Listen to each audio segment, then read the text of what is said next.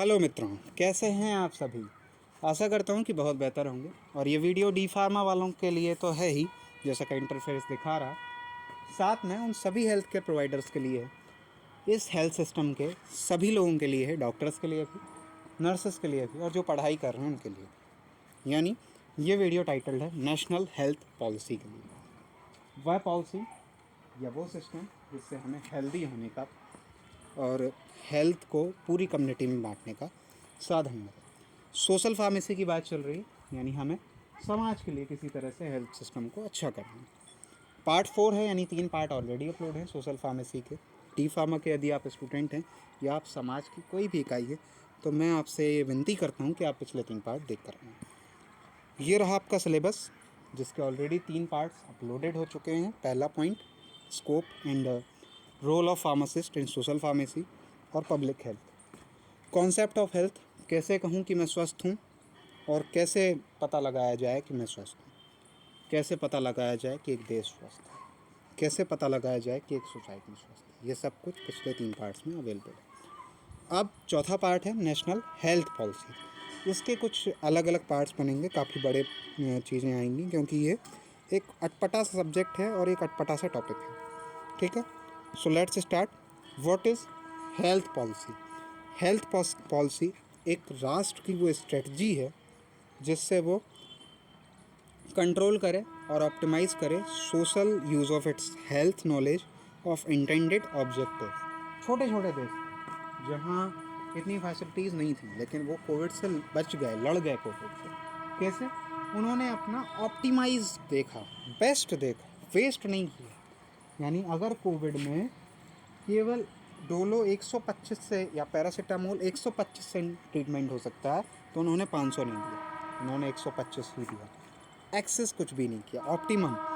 इस तरह की एक स्ट्रेटजी बनाई जाए, इस तरीके के ऑब्जेक्टिव्स बनाया जाए, उन्हें पाया जाए। ये है health policy. The main aim of health policy is decide और complete physical health, mental health, social health. हमारा मुख्य उद्देश्य है इस पॉलिसी के ज़रिए कि हम लोगों को फिज़िकली, मेंटली और सोशली अच्छा बना सकें।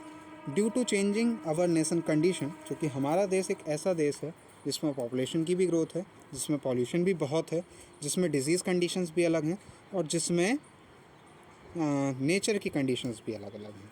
सुबह ठंड होती है, दोपहर में गर्मी हो जाती है, इस तरीके का भी सिस्टम है। तो हमारी मिनिस्ट्री ऑफ हेल्थ ने इन अलग अलग चीज़ों को देखते हुए हेल्थ प्रोग्राम्स बनाए और इस तरीके का कमिटमेंट किया कि हम हमारे देश को डेवलप्ड और हैप्पी नेशन बनाएंगे। ठीक, तो the slogan health for all, यानी HFA उन्होंने दिया, वर्ल्ड हेल्थ ऑर्गेनाइजेशन ने दिया 1977 मई में। उसको हम लोगों ने अपने हेल्थ नेशनल हेल्थ पॉलिसी में जगह दी और उसको अडॉप्ट किया। The WHO has established 12 global indicators as the basic points of references for assessing the provides towards HFA। और उस HFA को पाने के लिए उन्होंने 12 इंडिकेटर्स दिए जो ग्लोबली सबको प्रभावित करते हैं। नेशनल हेल्थ पॉलिसी 3 तरह की आई थी। पहली थी 1983, सेकेंड थी 2002 एंड थर्ड थी 2017। क्योंकि आपके सिलेबस के हिसाब से हमें नई वाली, ऑप्टिमम वाली पढ़नी है, थर्ड नेशनल हेल्थ पॉलिसी, तो हम लोग इसे देखते हैं। The NHP 2017 was launched by the Ministry of Health and Family Welfare on 15 March 2017. In this policy, सरकार का फोकस क्या था कि हम care of the sick to welfare of the sick कर। अब तक हम क्या कर रहे थे, जो बीमार हो रहा था उसकी केयर कर रहे थे। अब हम उसका बीमार होने से पहले ही ध्यान रखना शुरू करते हैं, या बीमार जो पर्सन हो उसको मेंटली भी ठीक करने की कोशिश करें। यानी अगर आप किसी पेशेंट को केवल दवाई देते रहेंगे तो उसे टाइम लगेगा ठीक होने में, लेकिन अगर आप उसे मेंटली सपोर्ट देंगे तो वो जल्दी ठीक हो जाएगा। ठीक, the main goal of NHP as follows to bring down the mortality rate of children under 5 years to per 1000 live birth. तो सबसे पहले उन्होंने क्या किया, उन्होंने वैक्सीनेशन को सबसे आगे बढ़ाया। यानी पैदा होते ही निःशुल्क वैक्सीनेशन कराया जाए, उसका एक कार्ड बनाया जाए बच्चे का, उससे 5 साल, 10 साल, 12 साल तक निःशुल्क वैक्सीनेशन कराया जाए, जिससे जो 5 साल से छोटे बच्चे हैं जिनमें अब तक इम्यूनिटी बिल्कुल नहीं है, उनकी डेथ रेट कम हो, उनका मॉर्टेलिटी रेट कम हो। To bring the total fertility rate to 2.1 and reducing the maternal mortality rate to 167 to 100, यानी 167 से 100 की तरफ लाएँ 2025 तक। ये गोल 2025 तक के लिए बनाए गए, 2017 में बैठ के। Target to increase life span from 67.5 to 70 years. अब तक जो एक आंकड़ा बनाया गया था वो आंकड़ा ये था कि 67.5 साल ही लोग जी रहे हैं, और WHO का कहना ऐसा है कि अब ये आयु घटेगी।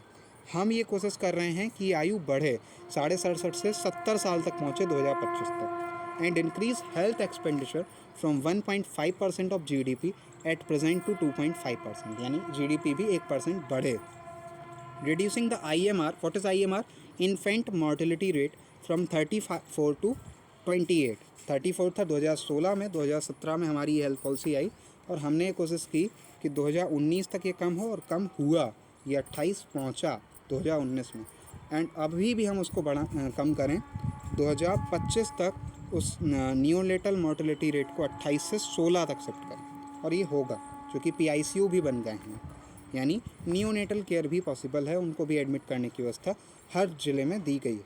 M to reduce by 25% premature mortality from disease such as heart disease, chronic respiratory disease, eliminate the leprosy।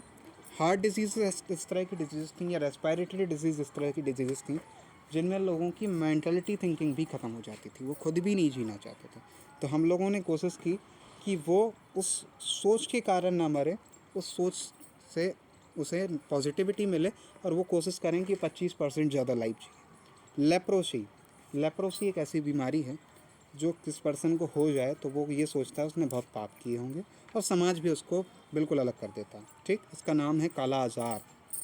काला आज़ार को भी हम लोग अलग करें, 2017 से हम लोग उसको कम करके लाएं, किसी तरीके से रिडक्शन करें रेट को 85% टू सम अदर, और एलिमिनेट करें ट्यूबरक्लोसिस को भी, क्योंकि ट्यूबरक्लोसिस को इस तरीके से माना गया है कि कुछ कंट्रीज उससे बिल्कुल फ्री हो गए, हम नहीं हुए। अगला उद्देश्य है 90% ऑफ चिल्ड्रन बॉर्न बाई और under the supervision of trend midwives या नर्सेस। 90% बच्चे ट्रेंड नर्सेस के गाइडेंस में हों 2025 तक, और उनका पूरा कम्प्लीटली इम्यूनाइजेशन किया जाए उनकी एक फिक्स एज तक। To reduce the incidence of occupational injury by 50% by the year 2020। At the present this rate is 334 per lakh workers in agriculture sector.